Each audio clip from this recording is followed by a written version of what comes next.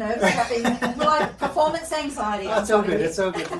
Hey, Janet Beckers here. I am the host of Video Marketing Summit 2021, which is starting very soon. And in this video, shot behind the scenes with one of my guest speakers, Jason Van Genderen, we had a lot of fun because Jason was demonstrating how you can really increase the perceived value of what you were selling. And let's face it, we're using our videos to connect with our clients, and for marketing, we're then using them to position ourselves for selling. Now, who would have thought that at the beginning, what Jason is going to be demonstrating here, I valued at $2, and by the end, I valued at, well, you'll just have to watch and see. Okay, over to Jason. Oh, and come over to Video Marketing Summit 2021.com. You can learn from Jason and all of our other speakers, 25 world-class speakers, absolutely free. So make sure you go over there, and I can't wait to see what you come up with. Now over to Jason. Hello, Janet Beckers here. Now, we've been talking about storytelling and the power of being able to really connect at an emotional level through story when you're creating any sort of videos that you're going to be using in your business. Now, Jason, the wonderful Jason Van Genderen. Now, you will share, we've gone into a lot of detail in our class that accompanies this around the importance of stories and structuring stories. And you wanted to share this exercise with us. Because it's not always that easy, is it? Like you go, yeah, sure, I'm going to come up with a great story, you know, that's going to really resonate with people's beliefs. Like, what do I do? Yeah. So over to you, baby. What's the purpose of this exercise? This exercise is great. Well, I'm first of all, thanks for being my guinea pig, because you know nothing about this. I don't know anything. I'm actually a little bit nervous. We're like performance anxiety. Oh, it's all good. It's all good. There's always a good outcome, so it's like all good. Look, Jenna, what I really thought this exercise would help us illustrate is a lot of people I see struggle to understand the role of value in storytelling. Okay. And when we talk about the role of value, specifically, when I create a story about something, is its value fixed, or is the value of that thing relative to the story that I'm going to tell? Oh, okay. Now, a lot of people have issues with scaling their pricing, or with projecting a price forward for a particular product or a service. People always find it a barrier to go up to another tier and say, you know, actually this thing is worth 25% more. Yeah. Because the first people won't pay that. They won't pay that because it's 25% more. Well, I'm going to prove to everyone that value in storytelling is a completely relative quality, and that we can create that attribution by the story, by the spin, and by the way we shape the story. Love it. Yeah, and that is to me, as a storyteller, I think that is intensely powerful. Yeah. Because it changes whether it means you could. The way you position a service, you could be selling something for $1,000, or you could be selling it for $10,000, just based on the tweaking that you're doing in your storytelling. Oh, I like this. Yeah. Or you might be selling something for $10 as opposed to $1. Yeah. And it could be a widget. Yeah. So the reason I wanted you haven't seen this thing before. No. Okay. No. So that's good. I wanted to chuck it to you. This is a bit. Oh, okay. Yeah, it's not metal. I want to give you an idea what this is. Foamy sort of thing. Foamy thing. So describe, because you guys can't actually touch and feel this thing. I want you to I want you to grip it. I want you to kind of just understand what could this thing be. Describe it for our viewers. Well, I am seeing. First of all, I expected this to be metal. I didn't expect it to be heavy. I thought it would be hollow. Yeah. But I did expect when I grabbed it that it would be something that would be really quite solid. Perhaps injure you. Yeah, I thought, geez, that was a bit rough there. So now I've got it. It's really quite foamy. Like it feels like it's made out of a foam, almost a little bit like if I was on a seat, like a car seat, sort of cushiony thing. Yeah. And it looks as if looks as though I should be able to take the lid off and separate it apart. and it's also got like a bit of a pattern here, which made me think that it was an old silver type thing. Yeah, is that enough of a description? Yeah, that's good. And just in case... this is like what we do at Christmas time, so it'll be wrapped up. Yeah, kind of. Yeah. This is like storytelling Kris Kringle, isn't it? It's like, here we go. So it doesn't actually open. It looks like... Look, what is it? What would you say this thing is?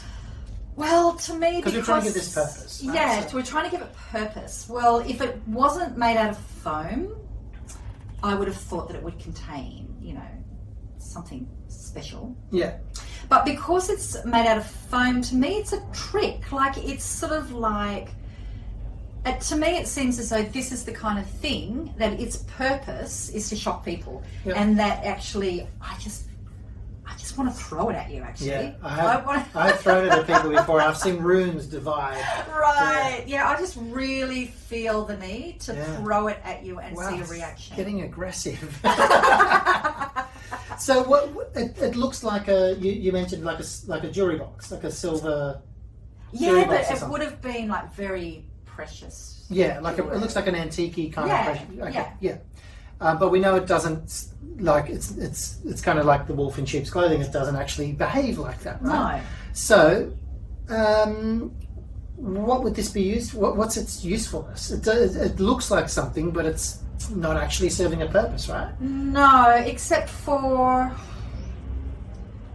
I would see it as like it's a joke, like in order to trick people. Trick people, like I did, yeah. Bit of a joke. What industry do we use things that look like this in? Maybe anything to do with... Well, it could be two things. It could either be like film. Yeah. Where you've got to create a set, but you want to keep on using it over and over and over again, and you're doing it on the cheap, maybe. Yeah. Or I could see that you might be doing something where it's going to be illusions, magical type things. Yeah, good. So a word for this would be a prop. It's something that stands in for something. Yeah. It doesn't. It's not actually the opening box that we think it is. It's a prop, right? Yeah. So you mentioned like stage or film or something where you could use something like this. Yeah, I'm envisaging like theatre where you've got some kind of set that you might want to keep on moving around a little bit and you don't want it to get damaged. Okay. So why wouldn't they just go out and buy a real 19th century sterling silver antique jewelry box? I can see for two reasons. One would be that, well, that's expensive. Yeah. And so this could be, it could be a budget. Yeah. A budget sort of production. Or the other side could be at some time, one of the characters is going to be going, "Damn you, Olivia!" and throw them at them, and they don't want to damage. They don't want to hurt anybody. Insurance needs it to be light. Yeah. Gotcha. Okay. So, So from a value perspective, if we were to look at this as a picture, we'd go, "Ooh, it looks like an expensive jewelry box." Yeah. It's probably, if we're thinking it as a silver antique jewelry box, we would probably think, I don't know, what would you put on it? A few $100. A few $100 maybe. Okay, but if it was an antique, or if it had something. Yeah, it depends what's in it. Yeah. As a thing that's been made in a mold, that's had better days too, I might add. I think that leg's about to come off. It's a prop. It's not really what it's saying. It's not really a jewelry box. So if we saw that on a garage sale table, what are we going to give it? I'd be haggling for $2. $2. Yeah, I'm a tighter. It's got feelings too. No. Like when it comes, $2. When it comes to a garage sale, man, I will haggle you. Wow, you are ruthless. Yeah. $2. Seriously, I can't up you to 5, 10. No, probably wouldn't. You might try. Okay, but I would just be able to point out to you, look at that leg. Yeah. So everything we've just done in this whole storytelling process has engineered a value for this prop. Yeah. We didn't prepare for this. I told you nothing about this. I had nothing. You've not seen this before, right? But the experience we've had here is repeated wherever I go and I show this box. Okay. It's the similar kind of feel. The most I've been offered for this is $12. Okay. Until I asked for them to come good with the cash, and then they disappeared. However, this is where I want to show you how value in storytelling is something we can attribute Okay. by the story and the wrap that we give this. Because I've told you a story that suits the value of this being seen as a junkety bit of spray painted foam. Yeah. That's worth a couple of dollars at best.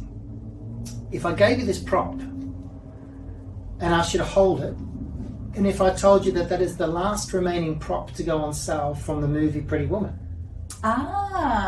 what value would it be now? My husband's going to hate me saying this. I'm not really that big on the movie. No. Pretty Women, because I just see all these sort of, feminist thing. He thinks it's awesome. Like he either watches like a Rambo or a chick flick. One of the things I love about him. So as a gift to him, it would probably $2. Probably wouldn't. Would you spend more than $2 on? Yeah, I would spend $2 if it was the last prop. But then also the $2, entrepreneurs. just $2. No, I would spend more. You'd spend more. Yeah, Okay. Well, it depends what I was going to use it as a gift for him. Yeah. Maybe as a bit of a tongue in cheek, actually, because I'll take the mickey out of him for, his different movie choices. I might pay the $12. Yep. Perhaps if I thought that he was just going to go, oh no, I didn't think you would. That would be the joke. I might even pay up to $30, $40. Well, see, what's the percentage we've just increased the value of a $2 item? Yeah. Now, see, this is where this scales, because that same philosophy applies to something that's worth $10, $100, or $1,000. With the right story build and the right connection, the right emotive connection to someone, that is worth every bit what that person imagines it to be. So this is actually, I'm not lying, this is actually the last prop that went on sale from the movie Pretty Woman. Oh, really? Yeah, it is. So the thing here is most of us in our generation will understand what that movie is. If I pitch this to a school of kids, they'll be like, oh, Pretty Woman, never heard of it. Wouldn't know what it is. $2. Okay, so then it's still worth $2. Maybe slightly more because it's come from an actual movie. Yeah. But if you position this to someone that relates to the movie. So for my wife Megan, this was like one of her all-time favourite films. Right. For her, that was like, oh my god, like the most incredible thing ever. So the value of the value we attribute to things through storytelling is completely relative to the story we wrap it with. Yeah. We can make this worth $2, or we can make this worth $200. Yeah. Well, I was just depending thinking, on the way we position the it. entrepreneur side of me was thinking, well, I would give it to my husband to take the mickey out of him.